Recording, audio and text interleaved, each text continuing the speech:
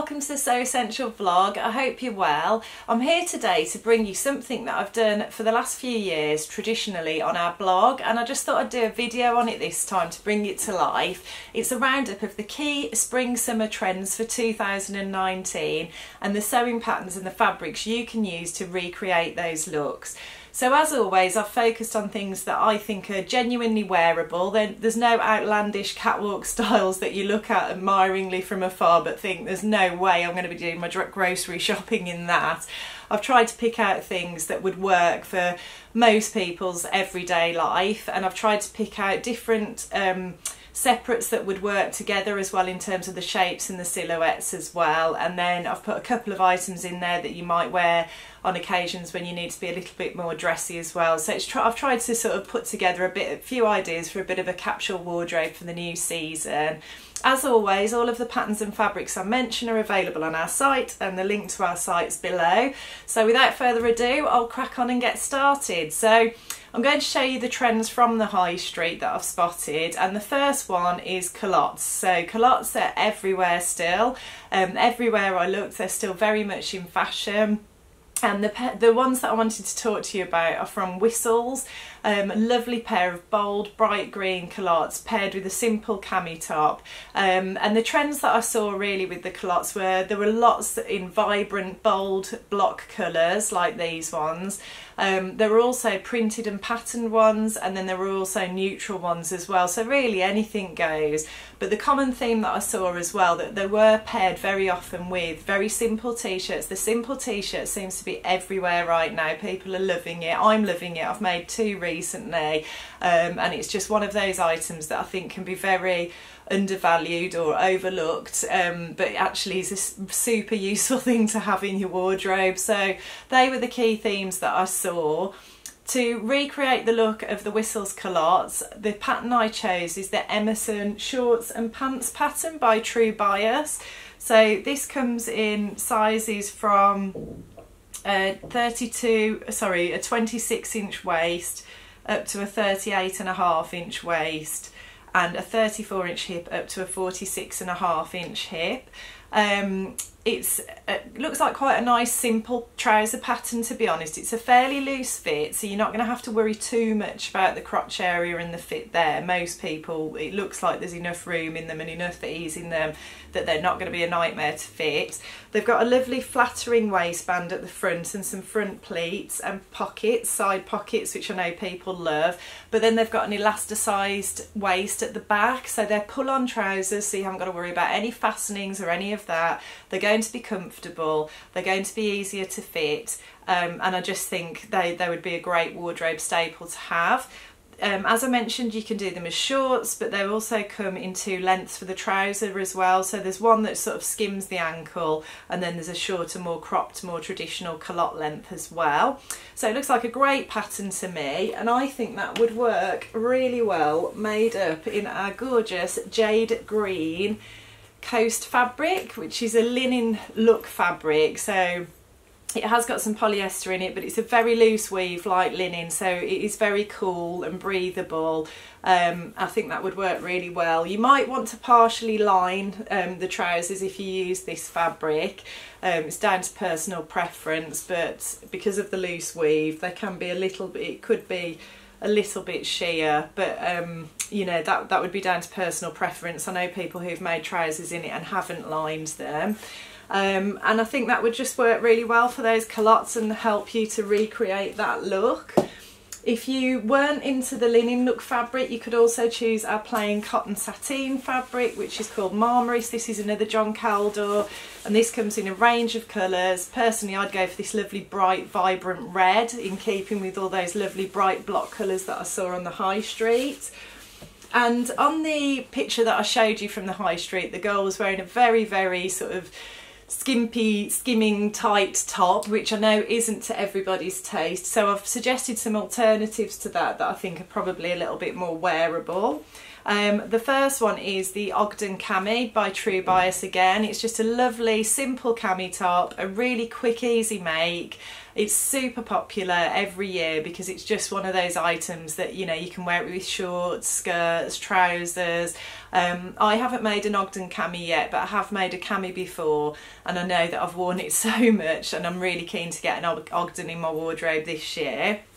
And the fabric I would use to make the Ogden up in is this satin back crepe, which is another John Caldor, so synonymous with fantastic quality. This is the fabric I used to make my cami top. I made a fuchsia pink one, but I thought in the ivory, and we've got white as well, we've got a whole range of colours in this fabric. I thought that would look really lovely. You could use the crepe side which is matte, and I thought that would go really well with those culottes, and it's like a looser fit, so it's not so skimpy like the one on the picture that I showed you earlier. And then the other pattern, if you're not into camis and you're not into strappy tops, because I know not everybody is, the other thing that I saw absolutely everywhere was just the good old simple t-shirt. You know, it's something that is so underrated, I think. Certainly I've overlooked it in my wardrobe the last few years, and then I've got on the bandwagon this year and I've made two already. I've made a Rowan tee by Megan Nielsen, but I've also made a Lark tee by Grainline Studios as well. So this is the pattern I would recommend as an alternative to the cami top to wear with the crop trousers. It's a great simple t-shirt. It's like a regular fit, so it's not really skin tight.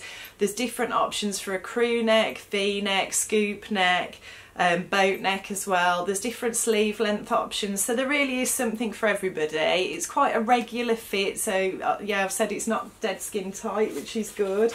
And I made the crew neck in this lovely Cadiz cotton jersey fabric, which is another John Caldor. So it's beautiful quality, washes and wears well. I've made quite a few things in this fabric in my time, and I thought the ivory would work really well again and go nicely with either of those bright, vibrant fabrics that I chose for the trousers. So on to the next trend. If you're not into culottes, because not everybody likes that wide leg look, the other things I saw out there very much were paper bag waist trousers. So there were loads and loads of those. They're still very prominent, very popular. So this was a trend that came in last year. And the great news is they're easy to make, easy to fit. I made some paper bag waist shorts last year. I made 2 pairs actually, and they were great because they were just pull on, they were comfortable. Easy to make, as I say, and the ones that I've chosen, they've got a more tapered leg, so if culottes aren't your thing, then you could go for this sort of look. And the pattern I chose for those trousers was McCall's 7726. So the options on this pattern are, you've got they're all high-waisted. There's options for a pleated waist, and then there's options for the paper bag with a tie round it as well. You can also make these as shorts as well. So again, you know, you've got loads of options with this pattern to play around with. You can go for a more tapered trouser leg, or you can go for a wide leg. And of course, you can always taper the trouser legs even more if you want them a little bit more fitted at the bottom. And I thought that would be a great pattern to recreate the look of the trousers from Bowden that I shared with you. And the fabric I would choose to create those trousers would be the cotton stretch. It's got like a slight stretch in it, not much stretch, but the cotton sateen fabric, the Marmaris. I think that would work really well. Nice bold colour, and then I would pair with it the tops that I spoke about for the culottes as well. So, you know, lots of options to mix and match in your wardrobe there. Then I did also see quite a few although there's lots and lots of basic tees, simple classic t-shirts, I did see there was still sort of sprinklings of pretty feminine blouses out there as well, paired again with paper bag waists, with culottes and that sort of thing, usually high-waisted. And the pattern I chose for this look was Jarly 3888, which is the Adele flutter sleeve blouse. Now this is a pattern that came out I think last year, and it's been on my to-sew list for quite some time because it is lovely. It's got a lovely pretty feminine frill detail on the sleeves. There's an option for a tie at the front, which again was very much a prominent trend I saw in lots of my favourite high street stores. So it's kind of, it's simple, it's a simple bodice, but it's just got a little bit nod to femininity. So I think it's sort of, it's a nice balance really. It's not too in your face girly, but it's not totally plain either. So it's, you know, something nice to have in your wardrobe if you have got a lot of the plain t-shirts going on as well. The look that I found, where I found this was Warehouse. I chose a blouse from Warehouse that I thought was a really nice version of this look, and you can make that pattern, I thought, if you went for our evening roost fabric, which is a lovely viscose fabric. It is a viscose, isn't it? Yeah. I thought that would work really well and make a really pretty flutter blouse that you could pair, as I said, with high-waisted trousers or a skirt or paper bag trousers, any of those things. If you made some in a more neutral colour, that would work really well and be another combination for your spring wardrobe. The other trend that I saw that was really prominent was jumpsuits. So they are very much here to stay. In fact, the Sew Together for Summer challenge is on again this year. If you haven't heard about it, we'll be sponsoring that again. And the theme this year is jumpsuits. So it's an Instagram challenge. If you look for the hashtag Sew Together for Summer, you'll be able to read up on all the details about it. But the idea is that you make a jumpsuit and you can enter into a competition to win lots of prizes, and it's just a bit of fun for everybody to get involved in. The jumpsuits I saw, they were sort of pared back utility chic type jumpsuits with like almost a nod to like a military look, button down with pockets. There were also lovely floral, sort of dark floral, bold print jumpsuits as well. Lots of different options. There were strappy jumpsuits as well. We've got tons and tons of jumpsuit patterns that would fit the bill for any of those styles. But the one I chose was from Warehouse, and it's a lovely bold dark floral jumpsuit with wide legs, and it's got some lovely sort of short fluttery sleeves and a crossover V-neck at the front. I just thought it had real wow factor and looked like something that, although it is fairly dressy, would be comfortable and I wouldn't feel too overdressed in just because it's trousers. And the pattern I chose to make that look and recreate that look was McCall's 7756. So there's lots of different options here. There's a rather skimpy play suit option, which, you know, you might go for. Personally, I wouldn't probably wear that one. But there are 3 jumpsuit options as well, with full length culotte sort of style wide leg trousers, cropped ones, and then there's different variations for sleeveless, flutter sleeves, bell sleeves as well. There's a little nice tie detail at the front which I thought was quite cute, and again, as I mentioned earlier, I saw that a lot on a lot of the styles that I was looking at. And this jumpsuit, it says, can be made in knits or it can be made in crepes. So I went for knit. Obviously you would need to sort of watch the sizing and measure the pattern pieces just to make sure that the knit fabric wasn't going to be too loose, but I think because it's a fairly loose fitting design and it's an elasticated waist, that's why you can get away with different fabric types. But the fabric I chose was this lovely dark floral jersey fabric, because I just thought, and I would make View A, which is the full length wide leg trouser version, but with probably the flutter sleeves if I wanted to recreate the Warehouse jumpsuit look.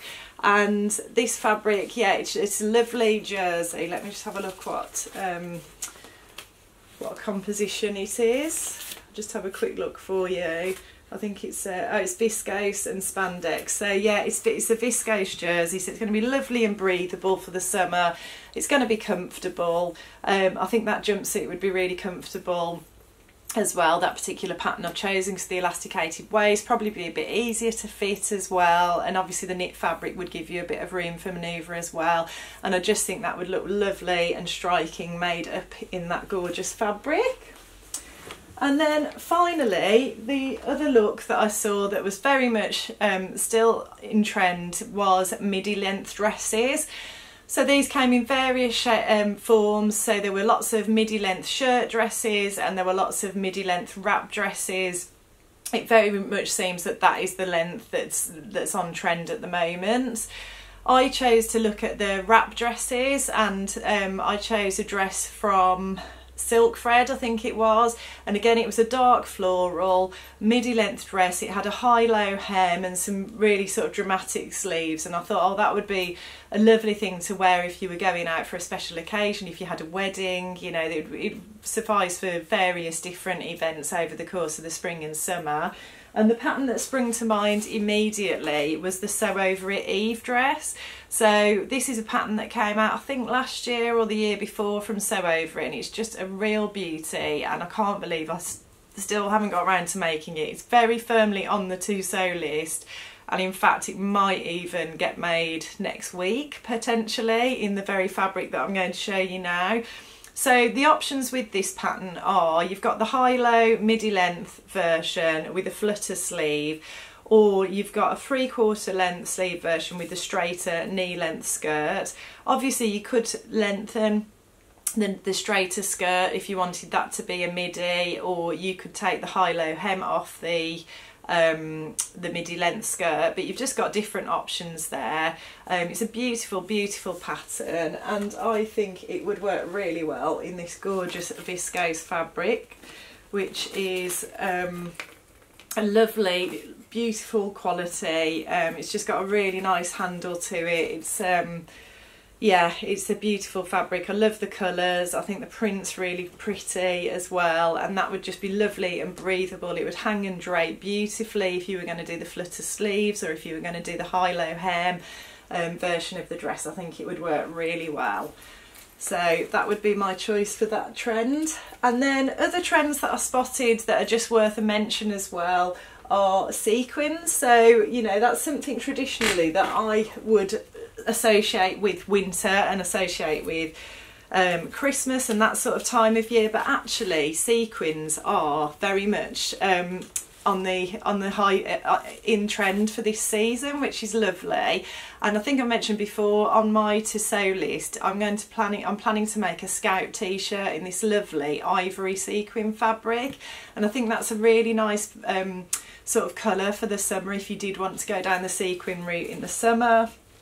And then the other trend that is very much here to stay as well is the animal print trend. So that's music to my ears because I love a bit of animal print, and I have just made a skirt which I will be sharing with you shortly in this lovely animal print scuba that we've got, and that's what I'll be pairing with my Lark t-shirt in the Cadiz cotton jersey fabric I spoke to you about earlier. Sorry about that.